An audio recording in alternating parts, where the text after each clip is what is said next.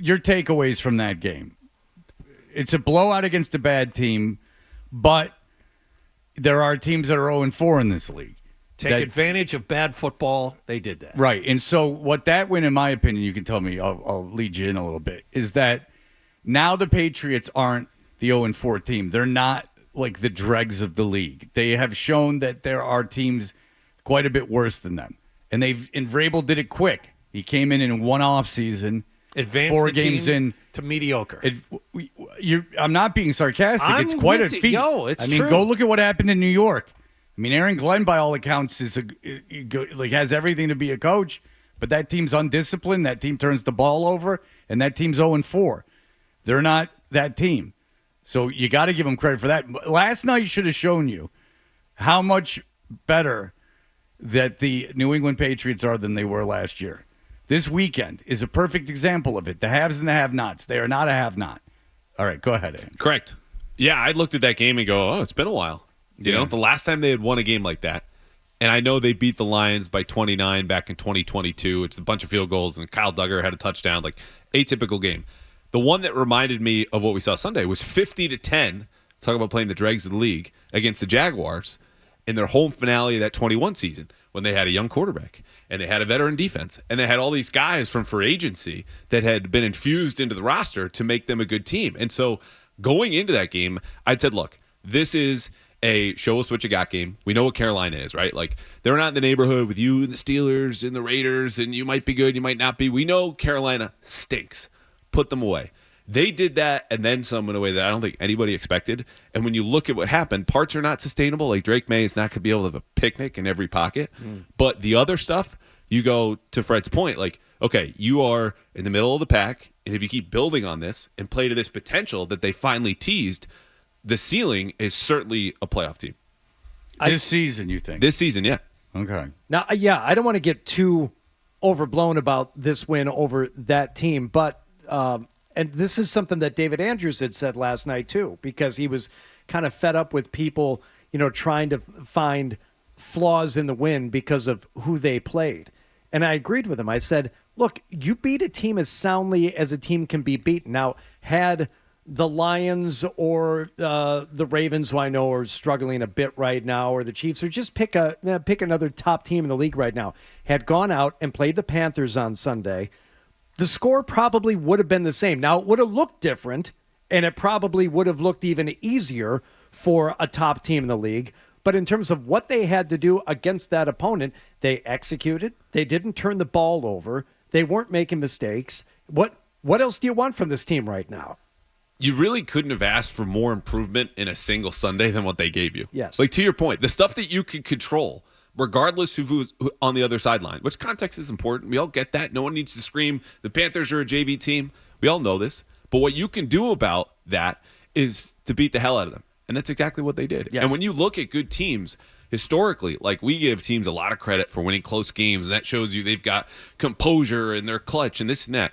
Man, close games in the NFL could be a toss-up. It could be a bad bounce to the football. The good teams, what they do is beat the crap out of bad teams. And I'm not saying the Patriots are going to continue to do this. They'll have plenty of chances with the Titans and the Saints and the Browns coming up. But the point is, this was the first data point that says, okay, this is a team that could live up to its talent level. And if it keeps building on this, like we've been talking about, you've been better. Fewer tackles, fewer penalties, no turnovers. Drake May's cleanest game ever, well coached. That's what you wanted. Yeah, and I like that they didn't just exploit like one bad thing about a bad team. Like, if the Panthers, like, they have absolutely no run defense, whatever. They have one sack this season, so they have which is almost impossible to imagine. Oh yeah, they had 2 in that game. But they couldn't even get a yard backwards on that sack. No, they let him move up. They let him move up in the pocket. Okay, so it was technically a sack, but only by inches. So yeah, maybe they were exploiting that in a variety of ways, but they ran the ball. They ran it with different guys. They brought in Ramondre Stevenson, which I was against, and had him a part of the game plan. Not exactly the same way, but we argued a bit about this yesterday. Like, he was still out there in some critical downs, and they gave him plenty of rope, which it was the right call to make. I wouldn't have done it, but finding different receivers, hitting the open guy, not just exploiting that one glaring weakness in a Panthers defense, No, they used it as a glorified practice almost, and they looked really good doing it. I like the game plans too. You look on defense, and we're looking at these fast starts, and you go, okay, they miss tackles, and they take bad penalties, which happened against Carolina. You're also going, why are we treating Aaron Rodgers like he's going to throw the ball 50 yards downfield, and you're in these big 2 high shells, and you give him all this space underneath? Carolina, Josh McDaniels had them diced up with 38% play action. Drake May, whenever he had motion, 9 of 10, 105 yards, touchdown. Like, they're going, you're a bad defense, and we know how to exploit it. And McDaniels did that over and over and over again. And on defense, they said, look, we just have to keep you in front. But we know that you realize because of your lack of talent, you'll have to roll the dice every once in a while and throw these deep shots and just kind of cross your fingers. Every single time, and it's a credit to Zach Core, their defensive play caller, that Carolina wanted to do that, it was on first down. And they were ready with this back it up, cover 2 structure on first down to deny those. So this was their coaching as much as their playing, and that means in-game, which we had not really seen from them. Like, I gave Vrabel on TV last week a D+ for the first 3 games, being like, where are you showing improvement or just tightening any screws? All the screws were tightened on Sunday. Right. And maybe that Pittsburgh game was a good litmus. How do you mean? You could point to it and go, look, we win that game by 2 touchdowns if we don't turn the ball over 5 times. Right. If you protect the football and don't make mistakes, you beat a playoff team from last year. And now you listen to what the players said after the game. They all pointed the same thing. Don't make mistakes. Hang on to the football. This is the same thing. They said get back to basics. And it's amazing, again, the line from Vrabel's press conference that we keep bringing up and John just did. Can you take advantage of bad football? That just means can you just not go backwards? Yeah. Like standing still will win you some games. Okay? Playing fundamentally sound football against a bad team will win you the game. That's exactly what they did. Yeah. Yeah. Along with some good game plan stuff. Yeah, and look, they played well on top of it. It's not like they just went out and did nothing other than not turn the ball over. They did enough, but that's all they had to do against Pittsburgh. But with a team with this limited amount of talent, if you can ingrain in them, which is what bad teams coaches are trying to do when they say create culture, is they're trying to get them not to have pre-snap penalties. They're trying to have them not fumble.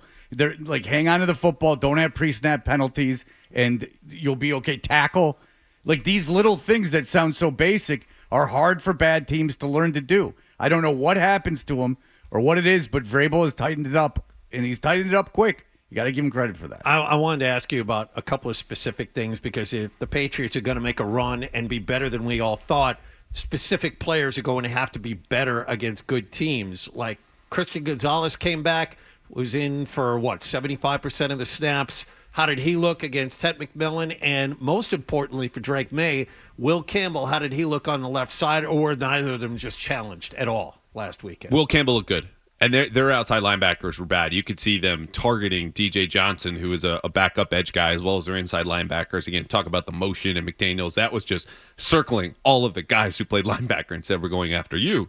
But to the Johnson point, May has that naked bootleg going left, scrambles for a first touchdown, their first offensive touchdown. That was a clear, we can take advantage of this guy. But Will Campbell, through 4 games of his NFL career, has twice now not given up a single pressure for any offensive tackle. I don't care who you're playing. As long as you're playing NFL football and you don't give up a single pressure, that's outstanding.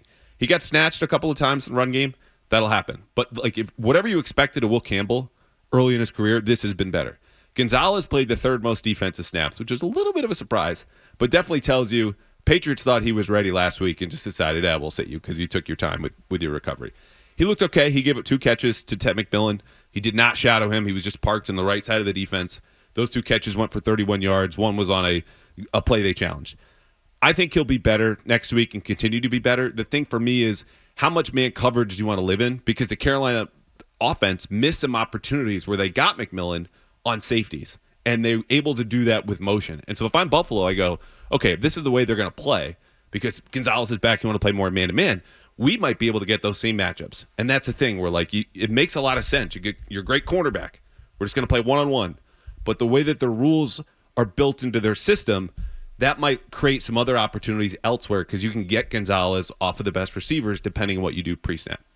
All right. And I'm asking everyone this, do you think Bryce Young could ever be a quality NFL quarterback? First of all, I loved Mike Reese yesterday. just being like, yeah, of course. And you were like, BS, that's a short guy, protecting the short guy. Yeah. I mean, I think Reese is the one who said it. He said, he's like, I love short people. Yeah. For all the latest from the Sports Hub, download the app at 985thesportshub.com.